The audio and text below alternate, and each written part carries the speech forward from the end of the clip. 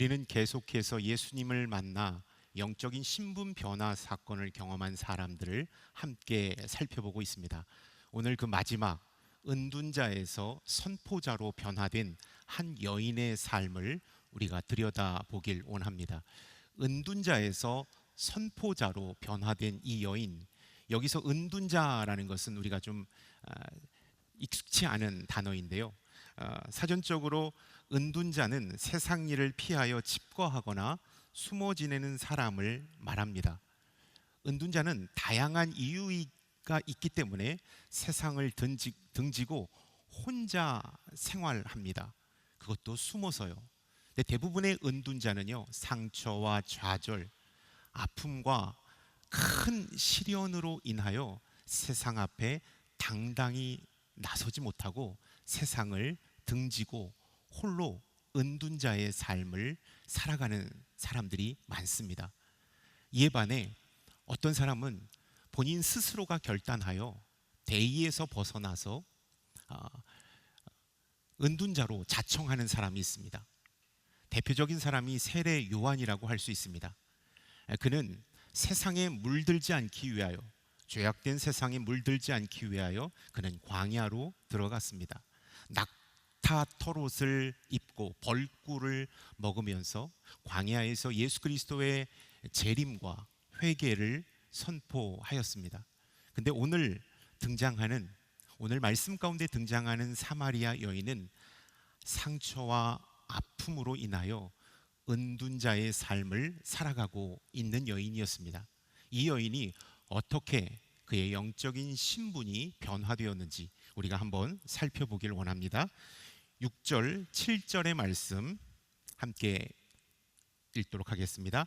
야곱의 우물이 거기에 있었습니다. 여행으로 피곤해진 예수께서는 그 우물 곁에 앉으셨습니다. 그때가 낮 12시쯤이었습니다. 한 사마리아 여인이 물을 기르러 나왔습니다. 예수께서 여인에게 말을 거셨습니다. 내게 물 좀 떠 주겠느냐. 오늘 본문에 나오는 이 팔레스틴의 기후는 이 지중해성 기후입니다. 낮에는 떼학볕이 내리쬐는 불볕 더위가 기승을 부리고요, 밤에는 차디찬 한기가 있는 그러한 날씨가 이 지중해성 날씨입니다. 이 팔레스틴의 날씨입니다. 그래서 낮 12시에 팔레스틴 사람들은 돌아다니지 않습니다. 휴식을 취하거나 잠을 잡니다. 그런데 그 12시에 이 여인이 물을 기르러 우물가를 찾아왔다라는 것입니다. 두 가지밖에 없겠죠. 이 뜨거운 한낮에 물을 기르러 온 이유는 딱 두 가지밖에 없을 것입니다. 갑자기 물이 필요한데 물이 떨어진 경우와 사람들을 피해서 물을 기르러 온 것입니다. 후에 우리가 살펴보면 그녀는 상처와 아픔이 많은 사람이었기 때문에 사람들을 피해 그는 12시, 가장 뜨거운 12시에 우물가를 찾아왔다라는 사실을 우리가 발견할 수가 있는 것입니다. 여러분, 대인기피증 환자들은요, 사람들이 많은 곳이든 적은 곳이든 사람들이 있는 곳에 가는 것을 몹시 꺼려합니다. 몹시 두려워하죠. 왜냐하면 그 사람들이 자신을 비난하고 자신을 욕한다라고 여기기 때문입니다. 그래서 가급적 할 수만 있다면 사람들이 없는 곳을 향하게 되는 것이 이 대인기피증을 앓고 있는 사람들의 모습이라고 할 수 있습니다. 그 여인, 대인기피증의 그러한 아픔을 안고 있는 그 여인에게 주님은 나타나셨습니다. 그리고 말씀하셨습니다. 어떻게 말씀하셨냐면, 내게 물을 떠 주겠느냐, 물 좀 떠 주겠느냐. 예수님은 전문적인 상담가답게 내담자인 그 여인에게 단답형 질문을 하신 것이 아니라 서술형 답변을 받게끔 개방적인 질문을 하고 계시다라는 사실입니다. 예수님은 정말 전문 상담가답게 그 여인이 단답형으로 대답을 해오지 않도록 서술형 문장으로 대답할 수 있게끔 개방형 질문을 던지고 있다라는 사실입니다. 주님의 이 질문에 그녀는 이렇게 대답하고 있습니다. 9절, 11절, 12절의 말씀 함께 읽습니다. 사마리아 여인이 예수께 말했습니다. 당신은 유대 사람이고 저는 사마리아 여자인데 어떻게 제게 물을 달라고 하십니까? 당시 유대 사람들은 사마리아 사람과는 상대도 하지 않았기 때문입니다. 11절, 여인이 예수께 말했습니다. 선생님, 선생님께는 두레박도 없고 이 우물은 깊은데 선생님께서는 어디에서 생수를 구한단 말입니까? 선생님이 우리 조상 야곱보다 더 크신 분이십니까? 야곱은 우리에게 이 우물을 주었고 그와 그의 아들들과 가축들도 다 여기에서 물을 마시지 않았습니까? 예수님의 이 질문에 그녀는 긴 서술형 문장으로 주님께 대답하고 다시 또 질문하고 있는 것을 보게 됩니다. 이 개방적인 질문, 이 질문에 이 여인은 단답형으로 말하지 않고 긴 문장으로 대답하였다라는 사실입니다. 저는 이 사마리아 여인이요, 은둔자에서 선포자로 변화될 수 있었던 것은 예수님의 질문에 침묵하거나 그 예수님의 질문을 무시하지 않고 그가 대답하였기 때문이다라는 사실을 여러분에게 말씀드리고 싶습니다. 첫 번째, 예수님의 질문에 우리가 대답할 때 주님은 우리 안에 오셔서 우리의 영적인 신분을 변화시켜 주신다라는 사실을 우리가 기억해야 합니다. 예수님께서는 이 여인에게 질문을 하셨습니다. 그리고 이 여인의 또 다른 질문을 받고 답변을 하시고 또 다른 질문을 이어갔습니다. 꼬리에 꼬리를 무는 질문과 답변 속에 이 여인과 예수님은 신뢰관계, 마치 상담자와 내담자가 라포가 형성되는 그러한 단계까지 이르렀던 것이죠. 그래서 종국에는 어떻게 고백하고 있는가? 29절 30절 본문 말씀이 아니지만 29절 30절은 이렇게 말씀하고 있습니다. 와서 내 과거를 모두 말해준 사람을 보십시오. 이분이 그리스도가 아니겠습니까? 사람들이 마을에서 나와 예수께로 나아갔습니다. 그는 은둔자였는데 예수 그리스도와 질문과 대답, 또 다른 질문과 대답 속에 주님이 그리스도라는 사실을 발견하게 되었습니다. 그리고 마을로 가서 예수 그리스도를 선포하고 있다라는 사실을 성경은 우리에게 가르쳐 주고 있습니다. 그렇습니다. 사마리아 여인이 주님의 질문에 대답하였고 또 이어지는 질문에 대답하고 질문하다가 그녀는 예수 그리스도가 하나님의 아들이심을 알게 되었습니다.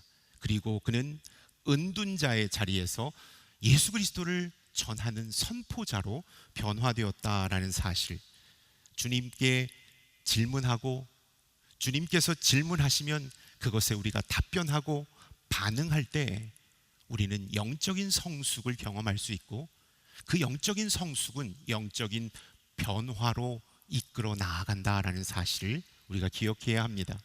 주님은 바로 오늘 이 시간에도 우리에게 사마리아 여인에게 했던 질문, 우리에게도 하고 계시다라는 사실을 기억해야 합니다. 지금 어떻게 주님이 질문하고 계시나요? 라고 여러분들이 질문한다면 저는 이렇게 말씀드리고 싶습니다. 우리가 하나님의 말씀을 듣지 않습니까? 하나님의 말씀을 들을 때 풀리지 않은 의문점, 해석되지 않은 그 점, 우리가 성경을 읽고 큐티를 하고 OBC를 하고 가스펠 프로젝트를 할 때 해석되지 않고 풀리지 않는 의문, 그리고 궁금증이 있다라는 그 사실이 주님께서 여러분에게 질문하고 계신 순간이라는 사실을 여러분 기억할 수 있기를 바랍니다. 그때 몰라, 깊이 생각하기 싫어 라고 무시하고 넘어간다면 우리는 주님의 질문에 대꾸하지 않는 자가 되는 것입니다. 주님께서 놓고 하시는 것에 우리는 반응하지 않는 자가 되는 것입니다. 그때는 우리가 주님께서 질문하실 때 그 대답을 얻기 위하여 때로는 기도해야 하고요, 때로는 전문 서적을 읽어야 하고요, 영적인 리더에게 가서 자문을 구해야 합니다. 열심히 주님께서 우리에게 주신 질문 앞에 몸부림치듯이 반응하고 그 답을 얻기 위하여 열심을 낼 때 우리는 영적으로 성장하는 그리스도인이 될 것입니다. 또한 그 영적인 성장은 우리의 영적인 신분을 변화시켜 주실 것입니다. 여러분, 성경에 관한 의문, 영적인 세계에 대한 의문, 이것 앞에 여러분이 답할 수 있는 그리스도인들이 될 수 있기를 주님의 이름으로 축원합니다. 제가 전임 교역자가 되고 나서 대학 청년부 사역을 하다가 성인 공동체로 그 사역을 옮기게 되었습니다. 그때 지방의 한 캠퍼스 성인 교역자로 부임하게 됐는데요, 그 캠퍼스 담당 목사님, 우리 온누리교회에서는 선배 목사님이시죠. 그 목사님께서 해주셨던 말씀을 저는 지금 이 순간도 지키려고 노력하고 있습니다. 목사님께서 해주셨던 말씀은요, 여러분, 적어도 한 달에 목회자라면 5권의 책은 읽어야 합니다. 그 중에서 3권은 신앙서적이나 신학서적을 읽으십시오. 그리고 나머지 2권은 일반 문학이나 시사책을 읽으십시오. 그런데 이 5가지 책 중에서 한 권만큼은 한 번도 경험해 보지 못한, 사전 지식이 없이는 한 장 한 장 넘기기도 버거운 그러한 책을 골라서 읽어 보십시오. 이렇게 후배 목회자들한테 말씀을 해주셨습니다. 그래서 저는 목사님께 그때 질문을 이렇게 했습니다. 목사님, 어려운 책은 중간에 읽다 포기하기 쉽습니다. 그래도 읽어야 하나요? 라고 말씀을 드렸을 때요, 그래도 읽어야 합니다. 근데 포기하지 말고 그 책을 이해할 수 있게끔 배경 지식을 공부하십시오. 그 문장, 그 챕터를 이해하기 위하여 또 다른 공부, 또 다른 지식, 또 다른 학문의 세계를 파십시오. 그러면 여러분의 학문적인 지평이 넓어지게 될 것입니다. 성경을 바라보는 그 깊이가 더욱더 깊어질 것입니다. 이렇게 말씀을 해주셨어요. 아주 큰 충격을 주는 책을 한 권 읽어라 라고 말씀해 주셨습니다. 그래서 그때부터 실천하고, 꼭 다 지키는 건 아니지만 실천하고 실천하면서 저는 영적인 성장도 했고, 성경을 바라보는, 또 일반 세상을 바라보는 시야의 깊이가 깊어지고 넓어질 수가 있었습니다. 그 질문에 답하고 묻고 하는 동안 변화가 일어났던 것이죠. 여러분, 마찬가지인 것 같습니다.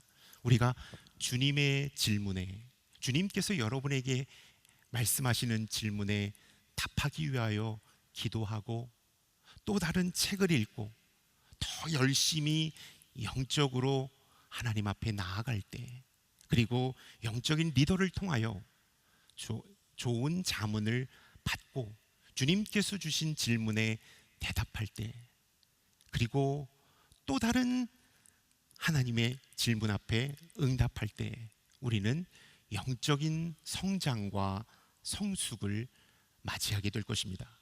그리고 우리는 영적으로 거룩한 자로 변화되는 축복을 얻게 된다는 사실을 여러분 기억할 수 있기를 바랍니다. 주님께서 여러분에게 질문하실 때, 노크하실 때 답변할 수 있는 저와 여러분들이 될 수 있기를 주님의 이름으로 축원합니다. 아멘. 16절과 17절의 말씀 함께 읽도록 하겠습니다. 예수께서 여인에게 말씀하셨습니다. 가서 내 남편을 불러오너라. 여인이 예수께 대답했습니다. 저는 남편이 없습니다. 예수께서 여인에게 말씀하셨습니다. 내가 남편이 없다고 한 말이 맞다. 주님은 이 여인에게 또다시 질문하셨습니다. 남편을 불러와라. 갑자기 물 좀 달라고 말씀하신 예수님은요, 뜬금없이 남편을 불러오라고 말씀하셨습니다. 주고받는 질문과 대답 속에 어느 정도 그녀와 신뢰관계 라포가 형성되었을 때 주님은 그녀의 근원적인 아픔을 치유하시기 위하여 남편을 불러오라는 질문을 하셨던 것이죠. 여러분, 주님께서 남편을 불러오라는 것은요, 지금까지 그녀를 올감했던 것, 그녀가 대인기피증에 걸릴 수밖에 없었던 것은 남편이었습니다. 성경을 보니까 이렇게 그녀를 묘사하고 있는데요, 18절의 말씀 한번 읽어보도록 하겠습니다. 실은 전에 내게 남편이 5이나 있었고 지금 함께 사는 남자도 내 남편이 아니니 내가 지금 한 말이 맞구나. 그녀는 5명의 남자와 결혼했다 헤어지는 아픔을 겪었습니다. 그리고 6번째 남자도 그녀에게 진정한 행복을 가져다 주지 못했던 것이죠. 그녀는 남자 한 명만 잘 만나면 인생이 행복할 것이다라는 환상을 갖고 있었습니다. 그런데 그녀에게, 어떤 그녀요? 그녀에게 자신의 아픔, 자신의 상처를 솔직하게 고백하는 그녀에게 주님은 이렇게 말씀하고 있는 것입니다. 사마리아 여인아, 남자를 잘 만나야 행복해지는 것이 아니라 예수 그리스도를 만나야 인생의 진정한 행복이 찾아옴을 주님은 이 말씀을 통하여 그녀에게 가르쳐 주고 있다라는 사실입니다.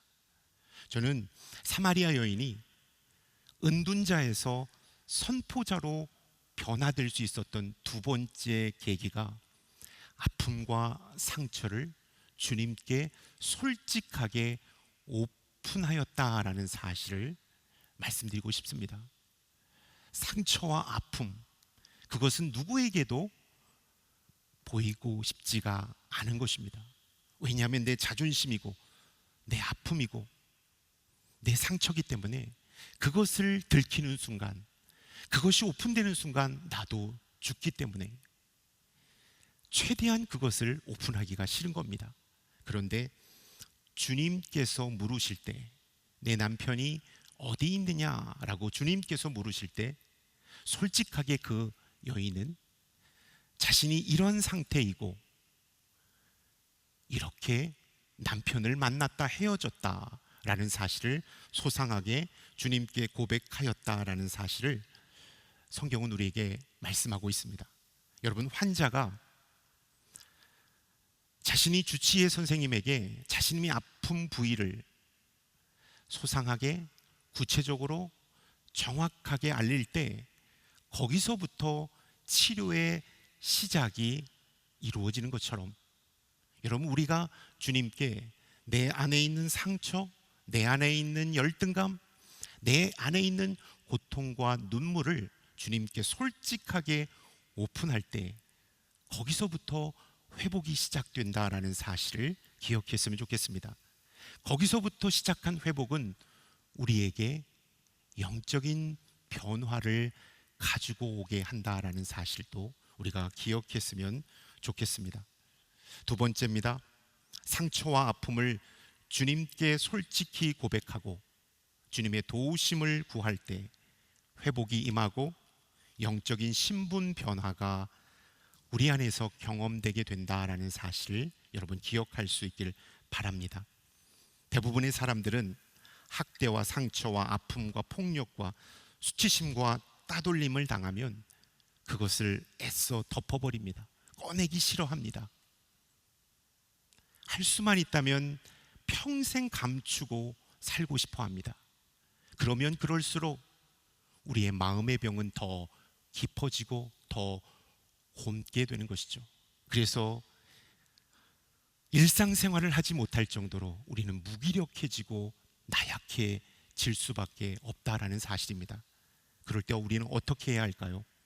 우리의 치료자 되시고 우리의 상담가 되시는 예수 그리스도 앞에 우리의 아픔과 눈물과 한숨과 좌절을 주님께 고백하는 것입니다. 그리고 주님께 모두 의지하는 것입니다. 그리할 때 주님은 우리를 회복시켜 주시고 우리를 변화시켜 주신다라는 사실을 여러분 기억할 수 있기를 주님의 이름으로 축원합니다. 우리는 이 코로나라는 이 3년 가까이 되는 긴 어둠의 터널을 지금 통과하고 있습니다. 이제 일상으로 복귀하는 그러한 시점에 와 있습니다. 우리가 이 긴 터널을 통과하면서 우리는 우리의 나약함을 주님께 고백해야 합니다. 그리고 이 터널을 통과하면서 겪었던 우리의 상처와 아픔을 주님께 소상하게 고백하고 올려드려야 합니다. 그리할 때 거기서부터 회복이 시작되고 거기서부터 영적인 변화가 시작된다라는 사실을 우리가 기억할 수 있기를 바랍니다. 아멘. 이 여인은 남편을 데려오지 못하고 자신이 경험했던 상처와 아픔을 고백하고 있다라는 사실을 우리가 기억했으면 좋겠습니다.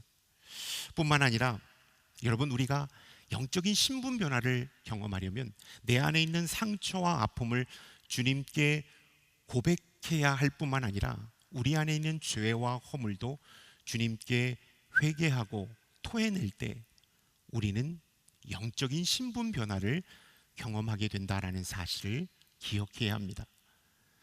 내 안에 죄가 있다라는 사실을 인정하고 그 죄는 그리스도의 보혈만이 깨끗게 할 수 있다라는 사실을 믿고 주님 앞에 나아가 내 죄를, 나의 허물을 회개하는 것입니다.